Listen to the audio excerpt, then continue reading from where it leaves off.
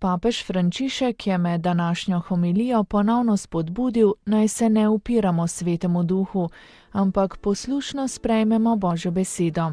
Dobrota, mir in samoobvladovanje so sadovi človeka, ki sprejme besedo, je z njo domač in jo pozna.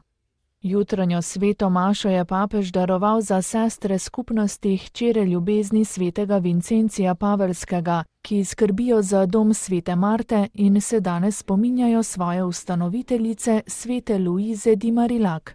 Že prejšnje dni je Frančišek govoril o upiranju Svetemu Duhu, kar je Štefan tudi očital učiteljem postave.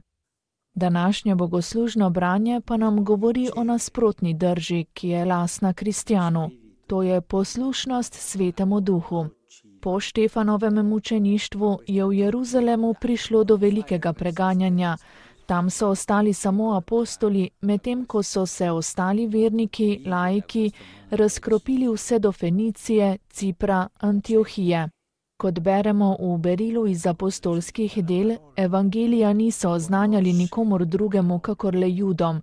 V Antiohiji pa so nekateri začeli oznanjati Jezusa Kristusa tudi Grkom, poganom, kajti čutili so, da jih Duh k temu spodbuja. Bili so poslušni, je pojasnil papež. Po preganjanjih so bili laiki tisti, ki so prinesli besedo, saj so bili poslušni Svetemu Duhu.